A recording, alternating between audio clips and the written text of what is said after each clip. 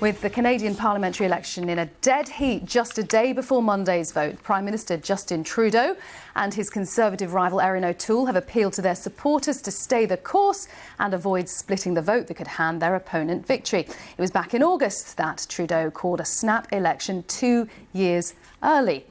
Well, journalist and political analyst Michael Bociurkiw joins us now to talk about Canada's parliamentary election. Michael, good of you to talk to us there very late at night.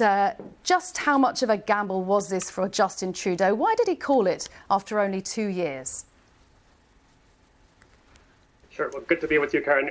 Look, this is nothing short of a cliffhanger of an election campaign going on. Canadians are used to this type of excitement, really, but it was a huge gamble on Trudeau's part. He started with a 6-point lead that has now eroded to almost zero. And I think a big reason for that is he's come across as, really putting across stump speech talking points all of the time, but also talking above Canadians rather than to them. And finally, the most important thing is why hold an election at the height of a global pandemic when I think most Canadians expect him and his ministers to have an all hands on deck approach to fighting this pandemic to the ground. Well, indeed. I mean, there has been some absolutely biting criticism from his Conservative opponent in particular, saying that calling an election in a pandemic was all about self-interest. How ugly have things got over the last few weeks?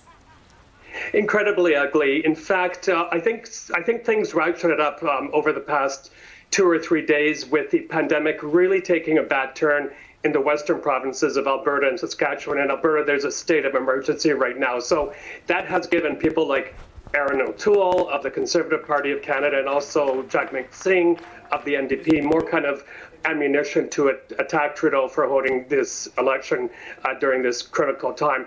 And the other thing that's happening is we're seeing more division between Canadians on politics and a real politicization of the pandemic during this campaign. I wonder how challenging it has been, in your view, for Justin Trudeau. Certain events that have happened in the last 2 years, how surprising this has been to him that it was so challenging. Yeah, well, you have to work very hard to have as many scandals as he has. Ethics violations, there's a lot of questions about doing business with shady characters or with organizations that have close family ties with him. There was the We Charity scandal during the pandemic when a charity was given a single source contract, almost $1 billion, to handle part of the pandemic largesse. And this organization had close ties with the Trudeau family. So given that, and given, again, the severity of the pandemic here in Canada, huge risk to take it. Right. I mean, is that the sort of series of things that have happened to Justin Trudeau over the last few months, is that on Canadians' minds, or are they thinking about other issues foremost? Well, there are a lot of issues and crucial ones. Of course, the pandemic, and specifically the issue of vaccine passports, and also the issue of whether vaccines should be mandated. And that's caused huge division. The other one is housing affordability. In some cases, it takes up to 3 decades for Canadians to afford a home here. Another one is crime.